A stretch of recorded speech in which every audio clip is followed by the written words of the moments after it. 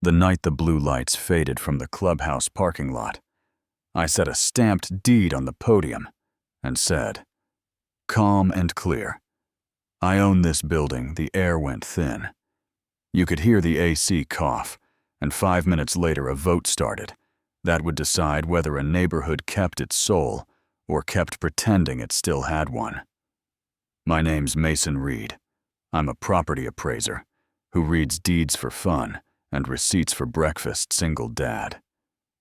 To a 12-year-old named Lena, we moved into a sunburned little ranch on Sycamore Bend because the county auction said I could have a shot at stability.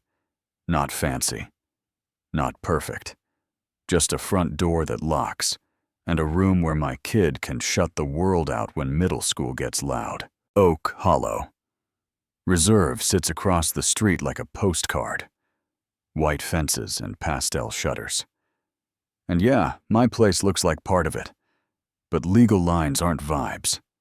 They're lines. And Lot 73 sits outside the covenant, a tiny island where the HOA's rules don't reach, which is a fact you'd think would slow people down before they go full clipboard on you. But then you've never met Pamela Hargrave. First week she blocked my driveway with a pink slip and a smile that felt like a paper cut. Your grass exceeds 3 inches. Your paint color is unapproved.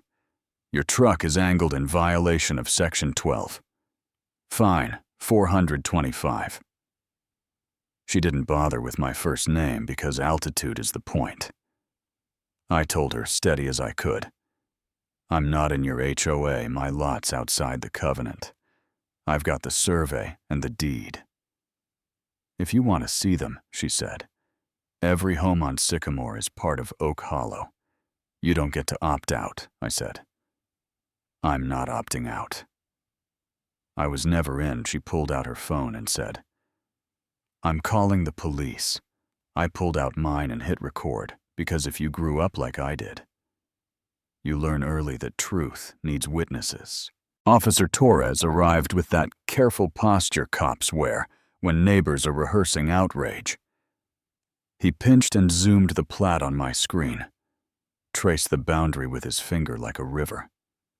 Read my deed twice, then turned to her. Ma'am, his documents check out this property. Doesn't appear to be under your HOA's jurisdiction. Her face did a quick red to chalk white to blotchy heels, clicking retreat. And I saved the audio to the cloud like it was a life jacket I hoped I wouldn't need. That happened. The thing about control is it hates a public, though. Monday at 6:11 a.m. An orange notice was taped to my door, grass in 3.5 inches, man past Tuesday, 03 a.m. Another trash can. Visible outside, approved hour sign. 50 on pickup day, either way. Thursday morning. Pamela stood on my lawn with a tape measure and a clipboard like a cosplayer for passive-aggressive surveyor. Your bumper extends 6 inches past the driveway edge into the easement section 12C. Fine 100. She set the slip down like a mint on a hotel pillow and walked off that afternoon. A letter came from Hargrave and Lyle, her husband's firm. 10 business days to remit $675 or face injunctive relief. I held the paper and felt the intention, not justice leverage pay or kneel. You know what I mean. It wasn't the money that put a crack in me. It was Lena sitting on her bed, small but trying to look tough. Emma's mom says I shouldn't come over anymore because our house brings down property values. I told her some folks hold a measuring tape where a heart should be. I told her it would get better. Then I made coffee that tasted like a penny and named a spreadsheet. Don't let them gaslight you. I called Rachel Kim, an attorney friend who's allergic to nonsense. Stop explaining and start documenting. She said harassers hide a ledger. Go find it. So I did county clerk thumb drive copy fees. Screenshots of bylaws that say, community harmony. Like it's a spell. Dues jumped to $1,100 5-year landscaping deal at $280,000 a year. To Pine Arc Landscaping. I checked the registry. Pine Arc was registered 18 months earlier. Agent and principal.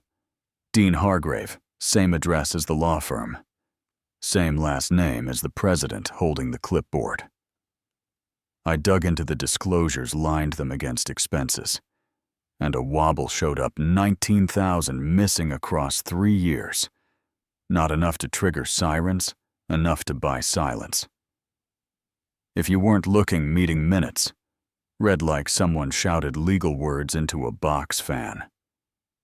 Motion to award contract. Motion passes, no disclosure, no recusal. And my hands started to shake, not from fear, from recognition.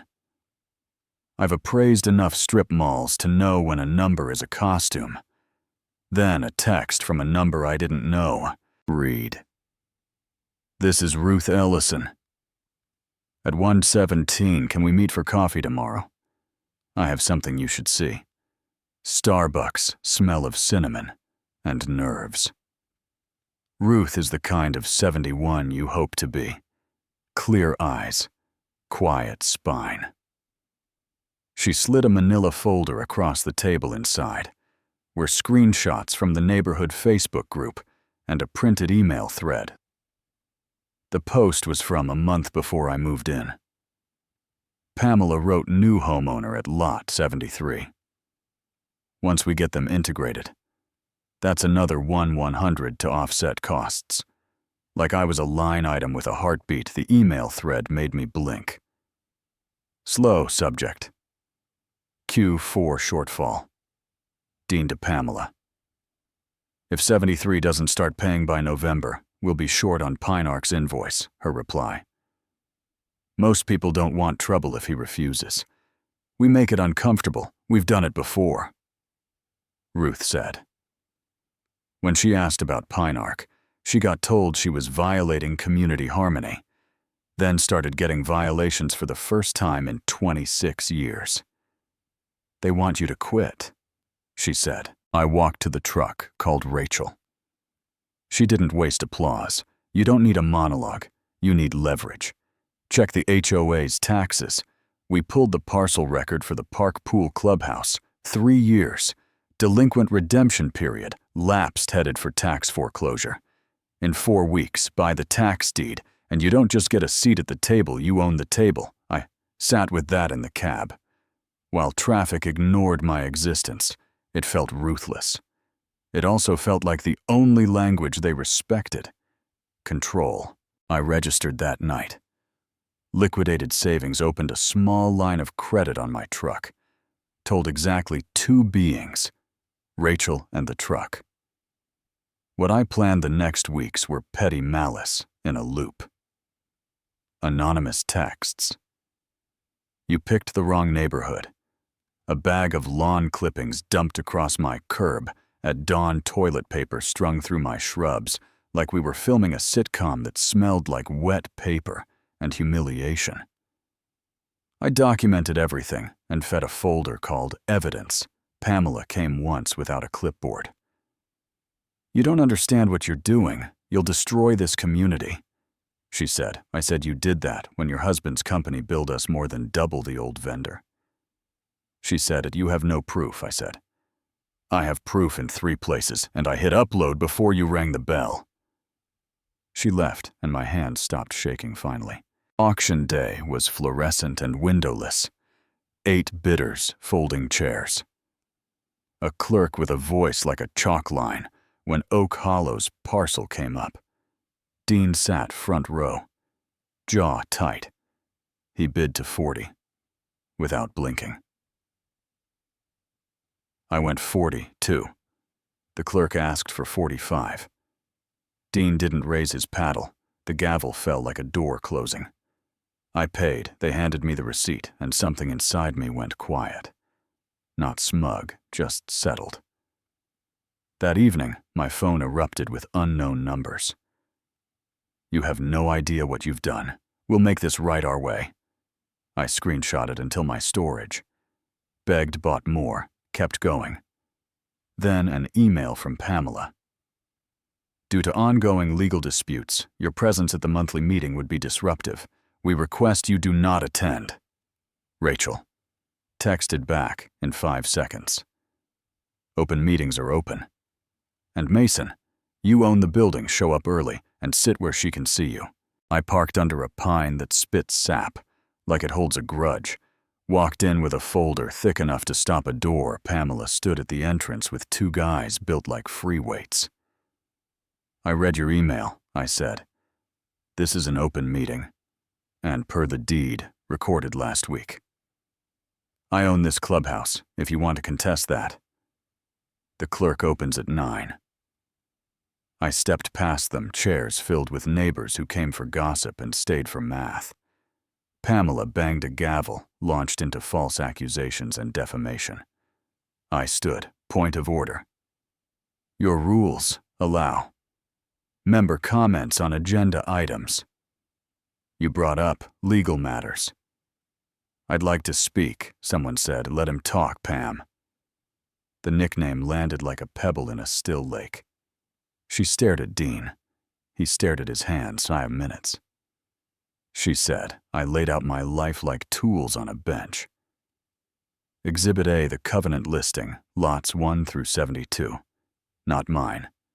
Exhibit B, the county survey with the boundary in yellow.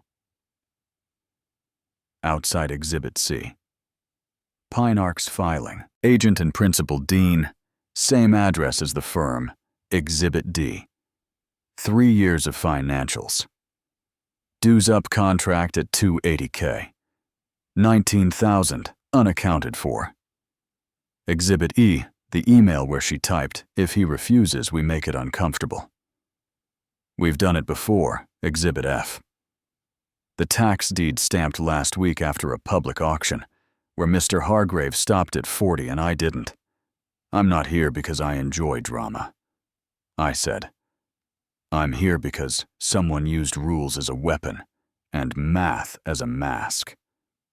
You didn't want my compliance. You wanted a line that never existed to cover a contract that never should have the room. Made that small sound people make when a key turns and a door they thought was painted on opens. Ruth stood without being asked.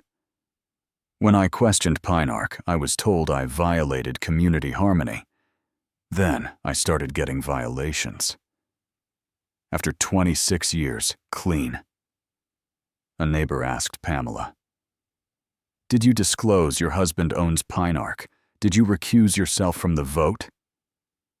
She pressed her lips into a hard line and said nothing. Someone said to call the vote, and for a breathless beat, you could feel an audience turn into a jury, ballots, pens counting.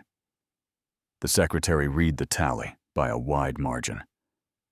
Pamela is removed as president, effective immediately.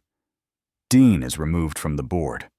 Her clipboard slid out of her hand and clapped the tile. She bent to pick it up, smaller than I'd ever seen her, and walked out. Dean followed eyes on the carpet, like it might rise to meet him. I didn't clap, I just stood with my folder and felt something heavy that had been riding my ribs finally climb down. Then the arguing started. Not about what happened, that part felt done, but about what it meant a woman said. You can't just buy the clubhouse like a yard sale chair that's bullying a man. Said, it's what happens when an HOA forgets to pay taxes and spends like a drunk sailor. Someone else said he used the only leverage, they respect someone else. He went too far.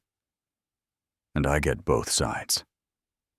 I live in that tension, because here's the thing that keeps me honest. I used the same system that was used against me. I just used it right, and kept receipts. So am I a reformer or a bully? With better paperwork, did I protect a neighborhood, or prove that power belongs to whoever studies harder and shows up earlier? Maybe it's both. Maybe that's precisely the argument worth having.